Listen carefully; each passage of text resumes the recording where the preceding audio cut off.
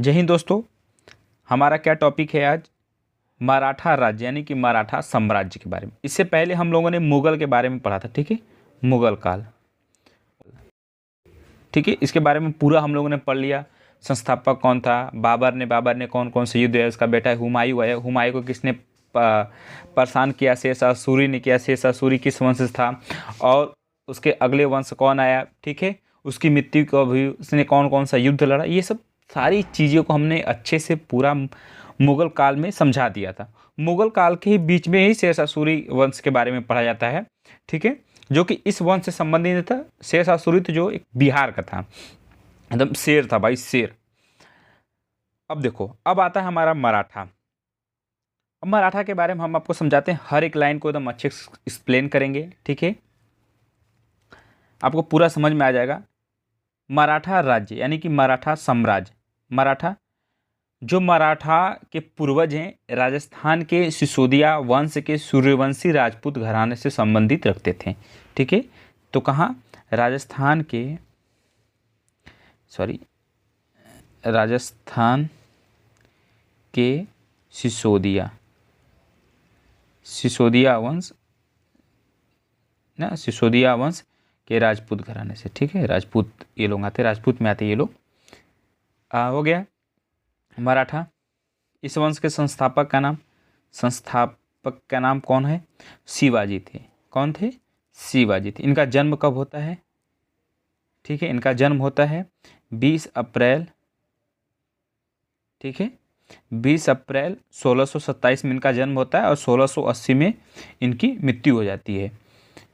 और बताते हैं शिवाजी के बारे में, हम बता रहे हैं शिवाजी के बारे में। शिवाजी जो कि संस्थापक थे, शिवाजी ने गुरिल्ला युद्ध का एक नियम, गुरिल्ला पद्धति या छापा मार पद्धति का प्रयोग करते थे। किसी भी युद्ध अभियान में जब शिवाजी कोई युद्ध अभियान जाते थे करने, तो वो गुरिल्ला पद्धति या छापा मार पद्धति का ये प्रयोग करते थे। इस पद्धति में क्या होता था? रुक कर और अचानक से हमला कर देना, पहले रुकना फिर डायरेक्ट हमला कर देना, तो ये पद्धति होता था। इनका एक तरीका होता था युद्ध का लड़ने का। तो अब आ गया, इनका जन्म कहाँ पर होता है ये देख लेते हैं। पूना के निकट, जो महाराष्ट्र वाला पूना वाला क्षेत्र है, तो पूना क्योंकि वही मराठा वाला, अब जैसे जाएंगे तो शिवाजी संभाजी पूरा मराठा के लोग कहते हैं, क्योंकि वहीं के वो थे। पूना के निकट शिवनेर नामक स्थान पर इनका जन्म हुआ था। शिवनेर नामक स्थान पर इनका जन्म हुआ था। इनके पिताजी का नाम, शिवाजी के बारे में पढ़ें। शिवाजी के पिताजी का नाम शाहजी भोसले, ठीक है। इनकी माताजी का नाम जीजाबाई, ठीक है, इनके माताजी का नाम क्या है? माता जीजाबाई। इनके गुरु कौन थे? ठीक है, कोंड देव थे। आध्यात्मिक गुरु कौन थे? तो गुरु रामदास थे, ठीक है। ये सब शिवाजी के बारे में हमने पढ़ लिया। शिवाजी पिताजी का नाम शाहजी भोसले, इनकी माताजी का नाम जीजाबाई, इनके गुरु कौन थे? गोंड देव थे। पर आध्यात्मिक गुरु कौन थे? गुरु रामदास थे। इनका जन्म कब होता है? 20 अप्रैल 1627 में इनका जन्म होता है। कहाँ पर होता है? तो पूना के निकट शिवनेर नामक स्थान पर इनका जन्म होता है और 1680 में इनका मृत्यु हो जाता है, ठीक है। तो मराठा साम्राज्य, मराठा राज्य बोलो, तो इनके संस्थापक कौन थे? शिवाजी थे। और किस पद्धति का यूज करते थे युद्ध में? तो गुरिल्ला पद्धति का ये करते थे। चलिए स्टार्ट करते हैं। अब हम लोग ये शिवाजी के बारे में अभी हमने पढ़ा, अब हम हर एक लाइन को पढ़ाते चलेंगे। गुरिल्ला युद्ध का पथ प्रदर्शक कौन था? शिवाजी थे, ठीक है। कहीं कहीं गुरिल्ला युद्ध लिखा रहता था, कहीं कहीं छापामार पद्धति ने। इस अभियान में क्या आता था? रुक कर तथा अचानक से हमला कर लेना। शिवाजी के प्रशासन में पेशवा कहा जाता था। पेशवा को देखो, जो पेशवा होते थे उनको कहा कहते प्रधानमंत्री को। अब जिसे मराठा आता है फिर इसके बाद कौन आता है? पेशवा कहा जाता है, ठीक है, पेशवा का कहा जाता है, जो इनके क्योंकि प्रधानमंत्री फिर इसके आगे जाएगा ना, फिर बालाजी विश्वनाथ, ये सब क्या? बालाजी प्रथम, बालाजी बाजीराव, ये ना, माधव नारायण राव, माधव राव द्वितीय, ये सब क्या थे? ये सब पेशवा का काला जाता है ना।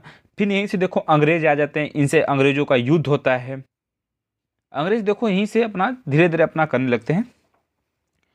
चौथ क्या था? पड़ोसी राज्यों पर शिवाजी द्वारा लगाया गया भूमि कर। चौथ क्या था? पड़ोसी राज्यों पर जो टैक्स लगाया जाता था उसको शिवाजी द्वारा लगाया जाता था। शिवाजी शिवाजी शिवाजी मराठा राज्य का दूसरा संस्थापक किसे कहा जाता है? तो बालाजी विश्वनाथ को कहा जाता है। किसे कहा जाता है? बालाजी विश्वनाथ को कहा जाता है। यूरोपीय शक्तियों में किसने शिवाजी को तोपें प्रदान की थी? अंग्रेजी ने। तो यूरोपीय अंग्रेज। शिवाजी ने मुगलों को किस संधि के द्वारा किलों को हस्तांतरित किया था? पुरंदर की संधि। पुरंदर की संधि, ठीक है। शिवाजी का राज्याभिषेक कहाँ हुआ था? तो रायगढ़ में हुआ था। कहाँ पर हुआ था? तो रायगढ़ में हुआ था। किसके शासनकाल में मराठा प्रमुख संभाजी की हत्या कर दी गई थी? तो किसके शासनकाल में? तो औरंगजेब के शासनकाल में जो संभाजी की हत्या कर दिया गया था, ठीक है। शिवाजी के साम्राज्य की राजधानी कहाँ थी? तो रायगढ़ में। यहीं पर इनका राज्याभिषेक भी हुआ था। तो ये अपना इनका राजधानी क्या भी था? रायगढ़ भी था। पानीपत की तीसरी लड़ाई 1761 में होता है। हमने सारा 1526 में पानीपत का दूसरा युद्ध, 1526 में पहला युद्ध होता है, 1556 में दूसरा युद्ध और 1761 में पानीपत का तृतीय युद्ध।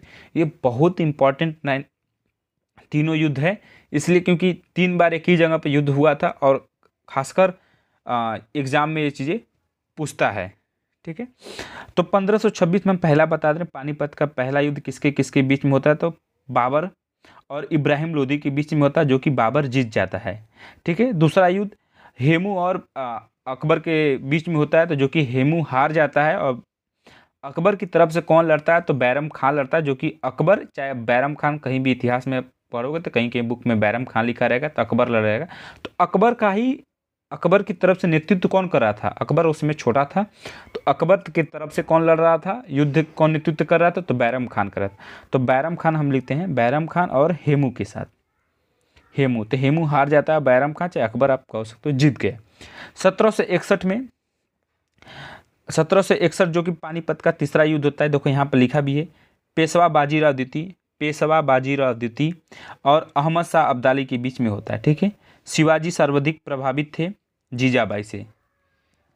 अष्ट प्रधानमंत्री परिषद किस शासन के शासनकाल में थे? शिवाजी के। दास बोध के रचनाकार कौन थे? समर्थ रामदास थे। लॉर्ड वेलेस्ली की सहायक संधि को स्वीकार करने वाला प्रथम मराठा सरदार कौन था? पेशवा बाजीराव द्वितीय थे। सरजामी प्रथा किससे संबंधित थी? तो मराठा भू राजस्व व्यवस्था से। वह कौन सेना नायक था जिसे बीजापुर के सुल्तान ने 1659 में शिवाजी को जिंदा या मुर्दा पकड़ने के लिए भेजा था? तो अफजल खान ने। किसको? शिवाजी को पकड़ने के लिए, जिंदा चाहे मुर्दा पकड़ के लेकर आओ मेरे भाई। शिवाजी मुगलों की कैद से भागने के समय कौन से नगर में कैद थे? आगरा वाले किले में वो कैद थे, फिर वहीं से वो फरार हो जाते हैं। ग्वालियर राज्य की स्थापना किसने किया था? ग्वालियर राज्य की स्थापना किसने किया था? जीवाजीराव सिंधिया ने किया था, ठीक है। सिंधिया परिवार अब देखते हैं जो ग्वालियर एमपी में अभी भी देखते हैं, इन्हीं के वंश से सिंधिया वंश, जो अभी बीजेपी में एक मंत्री, उड्डयन शायद कोई मंत्री है ना, क्या था नाम, उनका नाम भूल गए। एक इतिहासकार ने पानीपत की तीसरी लड़ाई को स्वयं देखा, वह कौन था? तो कौन इतिहासकार था जिसने पानीपत की तीसरी लड़ाई को देखा था? काशीराज पंडित ने। शिवाजी का जन्म कहाँ हुआ था? सिवनेर के दुर्ग में हुआ था, ठीक है। शिवाजी का जन्म। शिवाजी औरंगजेब के आगरा दरबार में कब उपस्थित हुए? तब 1666 में। इन्हीं को यहाँ पर कैद किया गया था, पर यहाँ से ये फरार हो गए थे। तो मतलब एक तरह से ये भी हो सकता है कि औरंगजेब ने शिवाजी को कब आगरा के किले में कैद किया था? 1666 में। संभाजी के बाद मराठा शासक को किसने सरल और कारगर बनाया? तो बालाजी विश्वनाथ ने। किसने? बालाजी विश्वनाथ ने। बालाजी विश्वनाथ आते हैं, बाजीराव प्रथम आते हैं, बाजीराव आते हैं, पूरा आएगा भी बताएंगे हम, ठीक है। शिवाजी के अष्टप्रधान का जो सदस्य विदेशी मामलों को देख रेख करता था वह था सुमंत। सुमंत कौन था? वह अष्टप्रधान में ही एक सदस्य था, सुमंत था, जो शिवाजी के शासनकाल में इनके विदेशी मामलों का लेखा जोखा देखता था। आज जैसे देख तो आज हमारे भारत सरकार में विदेशी मामले के मंत्री कौन है? जयशंकर जी हैं, जयशंकर हैं। शिवाजी के समय में अष्टप्रधान कहा जाता था 8 मंत्रियों की एक परिषद। तो उसी 8 मंत्रियों में से एक कौन था? सुमंत था। 8 मंत्री थे। तो आज तो बहुत सारे मंत्री हैं। कहा जाता है कि सदन के 15% से अधिक मंत्री नहीं होते हैं। तो 8 मंत्रियों में से एक मंत्री कौन था? सुमंत था, जो सुमंत विदेशी मामलों को देखा रेखी करता था। आगे देखते हैं। शिवाजी ने कब छत्रपति की उपाधि धारण कर अपना राज्याभिषेक करवाया था? 1664 में। इंपॉर्टेंट है भाई। शिवाजी का अंतिम सैन्य अभियान था कर्नाटक का अभियान। शिवाजी को पहाड़ी चूहा या साहसी डाकू की संज्ञा किसने दी थी? औरंगजेब ने। औरंगजेब ने शिवाजी को कहा था पहाड़ी चूहा या साहसी डाकू कहा था। औरंगजेब की मृत्यु के समय के मराठा नेतृत्व किसके हाथों में था? ताराबाई के हाथ में था। जब औरंगजेब का मृत्यु होता है तो उस समय मराठा किसके हाथ में तो था? ताराबाई के हाथ में था। ठीक है।